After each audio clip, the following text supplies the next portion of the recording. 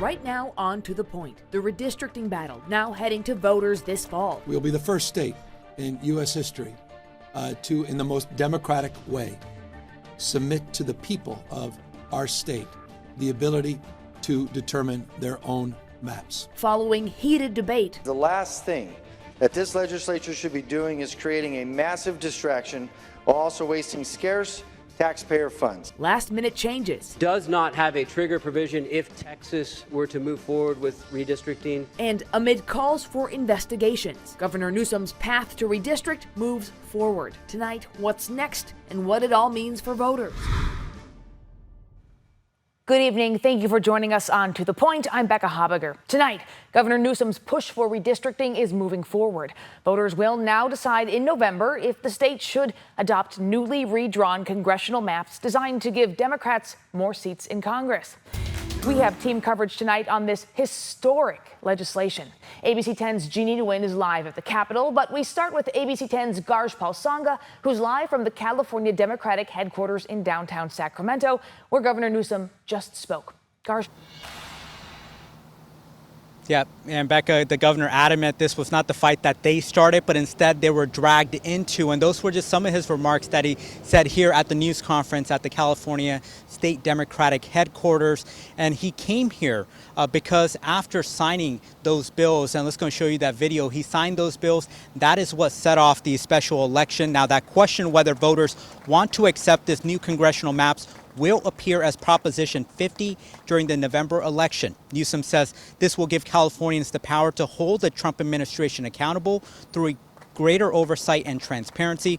Democrats pushing it through just before the deadline, citing recent redistricting talk efforts in Texas. And here's a little bit more of what the governor had to say. Hundreds of thousands of people have already contributed to this cause. It's extraordinary. I've never seen it. Honestly, I've been doing this a long time. Nothing I've ever experienced like this. People understand this is a 5-alarm fire. People understand what's at stake in this country. And people are showing up. I told you I had 15,000 people on a quick Zoom just a moment ago. It's just, so it's a remarkable moment. And a few other things the governor said is the Democratic Party can't just think differently, it has to act differently. And Newsom is standing firm, pushing back on GOP criticism, saying, quote, "We are not going to roll over and do nothing." So the stage has been set for this high-stakes showdown on Proposition 50, and the voters will decide on November 4th how they want to react. Reporting live from downtown Sacramento, Garj Palsanga, ABC 10. Garj Paul, thank you so much. We now go to ABC 10's Jeannie Nguyen, who's been at the Capitol all day watching these votes. And Jeannie, catch us up on what happened in the State House today. Well, Becca, both the Senate and the Assembly had hours-long floor sessions today, with redistricting being the only matter at hand. Now, discussions were heated, especially because there was a last-minute amendment made to the package. But even with the disagreements and the last-minute amendments, lawmakers still passed the redistricting package. We are not intimidated, and we are acting openly, lawfully, with purpose and resolve to defend our state and to defend our democracy. With a standing ovation, Speaker of the Assembly Robert Rivas's ACA 8 passed the Assembly on Thursday morning to amend the state constitution to bypass the Independent Redistricting Commission and use newly drawn maps. But its passage came with a last-minute amendment. Does not have a trigger provision if Texas were to move forward with redistricting, that this would only go into effect if that happens. The language initially said this would only be operative if Texas, Florida, or any other state adopts new congressional maps. The last-minute amendment now says this measure is in response to redistricting in Texas in 2025. The legislature is entitled to propose amendments to the state constitution. And unlike Texas, we are taking it to the voters. We are acting now to save our future. I respectfully ask for an aye vote on AB 604. Over in the Senate, Republicans attempted to offer their own amendments to prevent any member who voted for this legislation to be prohibited from running for office for 10 years. What's happening here is simple. Gavin Newsom and Democrat politicians are trying to ram through a corrupt redistricting scheme to rig California's elections. It's undermining both the letter and the spirit of the California Constitution. It comes as legal battles are possible. On Wednesday night, the California Supreme Court denied a request from state Republican lawmakers to pause this process. Now, some Republican leaders are calling on the Department of Justice to investigate what's happened at the Capitol over the past couple of weeks.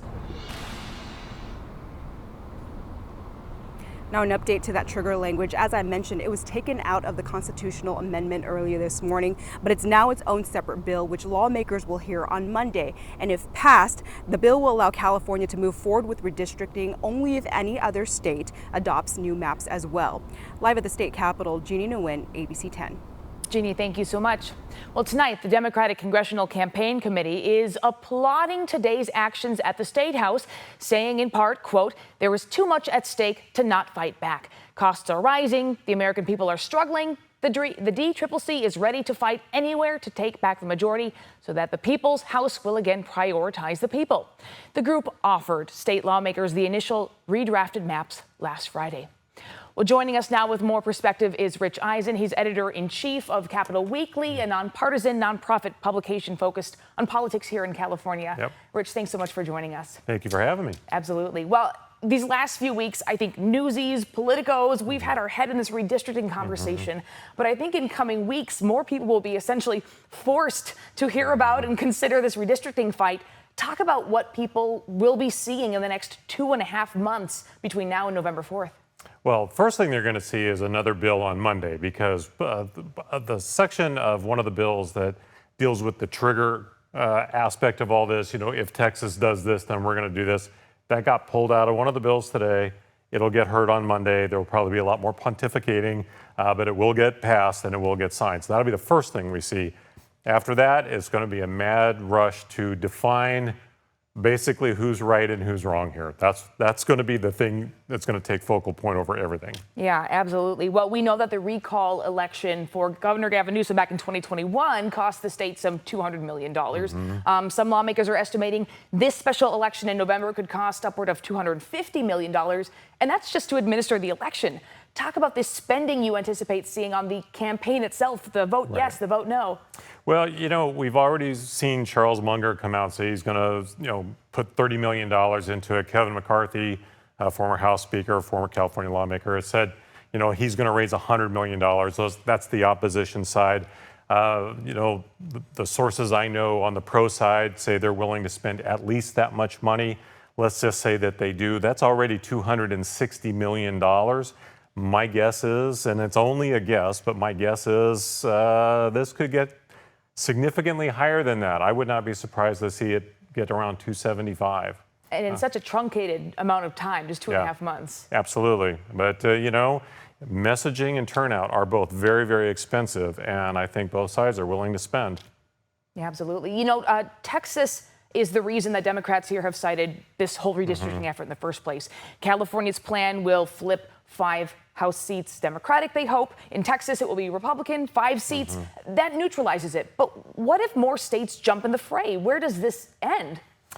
I've seen various opinions on this. Now, I used to cover legislatures all over the country. And the one thing that people have to keep in mind here is that not every state has the same system. There's about 26 redistricting commissions around the country.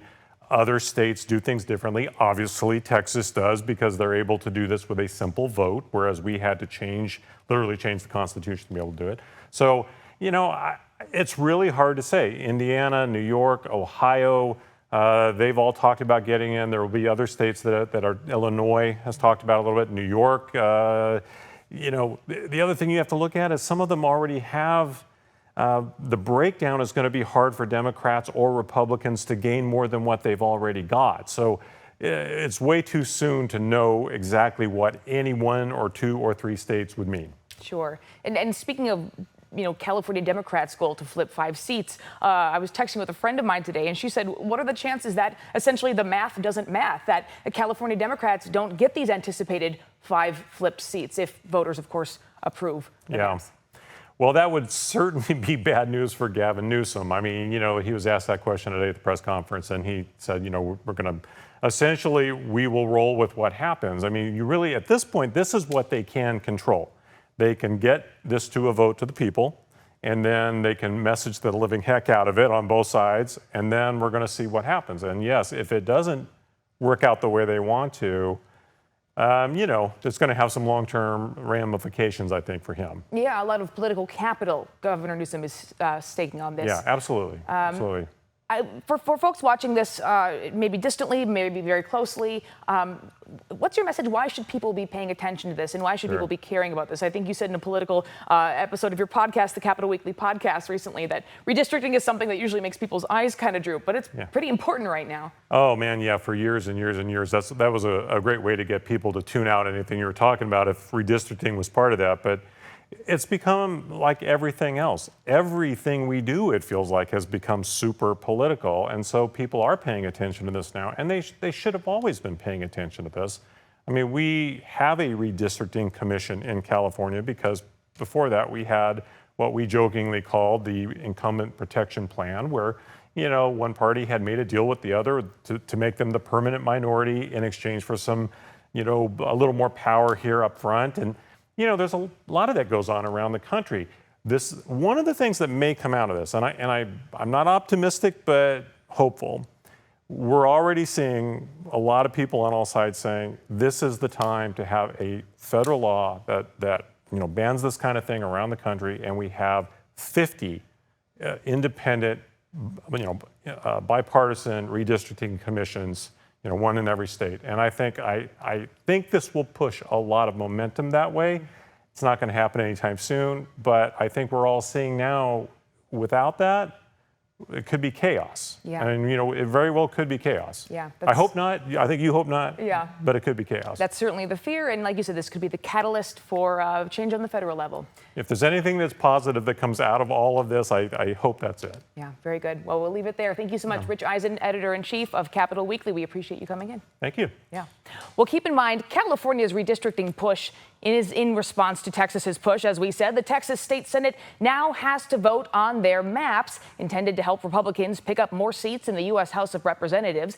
President Trump asked Texas to take this up now ahead of next year's midterm elections. So once those maps become law, the new Texas congressional maps are likely to face legal challenges. Democrats allege Republicans targeted communities of color, which is illegal. Republicans reject that, saying they redrew the maps to create a political advantage, which is legal.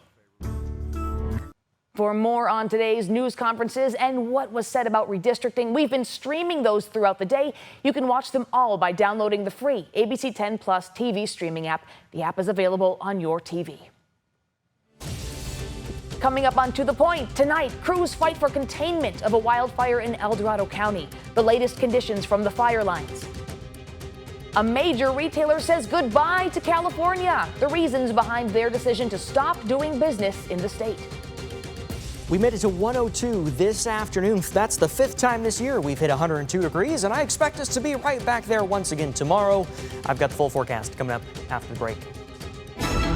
But first, in other headlines tonight, a report of an active shooter forced Villanova University students and staff to shelter in place. It turned out to be a hoax. Students at the Pennsylvania school received an alert to lock and barricade doors. It happened during new student orientation. The Supreme Court is letting the Trump administration cut nearly $800 million in health research funding. Those funding cuts are part of the president's push to curtail federal diversity, equity, and inclusion efforts.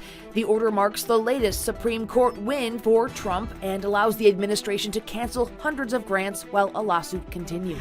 Hurricane Erin continues to pound beaches along the East Coast. While the Category 2 storm is not expected to make landfall, marine warnings from the National Weather Service stretch almost the entire coast from Florida to Maine.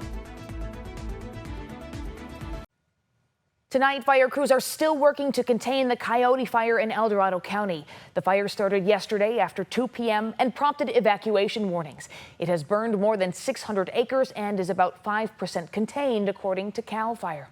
So let's toss it over to ABC 10 meteorologist Brendan Minchef. Brendan, you are tracking the Calistoga fire right now. Yeah, this is the Pickett fire near Calistoga in Napa County. This camera is looking off to the east in towards the fire, and you can see just how much smoke is being put out by by the picket fire, over 1,000 acres at this point. Let's look at it on a map. Here we go. Sacramento metro area. We'll head off to the west, and there you go. There's the perimeter of the picket fire just to the northeast side of Calistoga. The good news is the fire is generally moving away from the town of Calistoga, but there are still some mandatory evacuations out for the northern side of town. That would be up in here. But roads are moving at this hour, so if you need to get out, you can get out. It's breezy over there. We're not seeing that much wind. It does say we've got a gust right now of about 20 miles per hour, but really that would be on the higher end of gusts that we've seen so far today. Out here near Calistoga and Santa Rosa, though, we're seeing gusts over 20 miles per hour, and these yellow and orange colors would indicate gusts 25 to 35 miles per hour. So that's something that we will continue to watch, because those winds will not only push the fire, but also move some smoke likely into the northern valley as we head into the evening hours. Made it to 102 today in Sacramento. That ties the hottest temperature so far this year. That's the 5th time this year we've made it to 102 degrees, but have not been hotter than that this year. 100 right now in Sacramento, 102 in Stockton, 100 Modesto, 90s in the foothills, still in the mid-80s in the high country. It'll be warm to start Friday morning. 67 Sacramento, 67 in Stockton, 70 in Modesto, even 75 in Placerville, and 73 in Auburn. And Friday afternoon will be just as hot as it was today. I've got 102 in Sacramento, 103 in Stockton, 104 Manteca, 103 in Modesto and Tracy, 106 up in Colusa, upper 90s to about 102 degrees in the foothills. So once again, another hot day tomorrow, and we've got a heat advisory beginning at 11 a.m. for Northern California. That continues through Saturday. So we are currently in a weather impact alert. That'll be the case through Saturday for the high heat. The warm mornings and the hot afternoons. Take breaks in the air conditioning, wear sunscreen, and of course, drink plenty of water before, during, and after time in the heat. High pressure building in. That's what's sending those temperatures climbing. But notice we're going to see some moisture coming in over the weekend and into next week. That's going to bring some showers and thunderstorms to the high country, something we'll be watching for new fire starts, but it's hot to start the weekend. Indeed it is. Thank you, Brendan, so much. Well, still ahead on To the Point, nearly 3 decades behind bars, the Menendez brothers face the parole board, the decision that could determine if they'll ever walk free. And Apple TV Plus is getting more expensive. What subscribers will now have to pay. Now to the race for governor. A new poll out by Politico shows Katie Porter benefiting the most from Kamala Harris deciding not to run in 2026. According to the poll, 30% of registered voters who said they would vote for Harris if she ran now plan to support Porter. The survey found 16% of Harris supporters named Los Angeles Mayor Antonio Villagrosa as their second choice, followed by former Health and Human Services Secretary Javier Becerra. Porter also led in a head-to-head contest with 21% of voters behind her. Our Becerra and Villagrosa tied at 9%, followed then by Lieutenant Governor Eleni Kounalakis, who did drop out of the race recently to run for state treasurer at 7%. Well, the Menendez brothers faced a parole board hearing today, and we are just learning Eric Menendez was denied parole. Lyle's hearing is tomorrow. The California State Parole Board is determining whether they should be released after nearly 30 years after they were convicted of murdering their parents. The brothers were sentenced to life in prison in 1996 for fatally shooting their father and mother in their Beverly Hills mansion. That was 1989.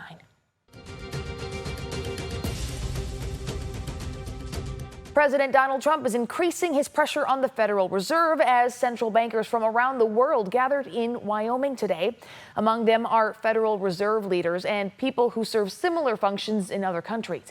They can influence borrowing rates and inflation. Fed Chair Jerome Powell will give the keynote speech tomorrow. Analysts say he might signal a modest rate cut given labor market concerns. Trump wants him to be more aggressive and says Powell should resign. Now he's saying the same thing about Fed Governor Lisa Cook. She is a Biden appointee who voted against recent rate cuts. Well, retailer Bed Bath & Beyond is leaving California. At least their stores are. The company sent a statement today saying it will not open or operate retail stores in California. The company's chairman says he blames what he calls California's overregulated, expensive, and risky environments for businesses. California customers can still shop at Bed Bath & Beyond just directly through the company's website. Apple TV Plus is raising prices. A 30% hike to access the streaming service went into effect today. New subscribers will pay $12.99 per month. That's a $3 bump. Current Apple TV Plus subscribers should expect to see the updated rate within a month of their next renewal date. We're back after the break. And just a reminder, we have a special election coming up on November 4th. That's official as of today. Voters will weigh in on whether to redraw California's congressional districts. We will bring you that coverage intensely over the next 2.5 months. Well, thank you so much for watching us and inviting us into your home. If you have something we should be looking into, reach out to the team. You can email us at abc10.com. To the Point doesn't end here. To watch stories featured on the show, download our free ABC 10 Plus TV streaming app to your TV. Have a great, safe night.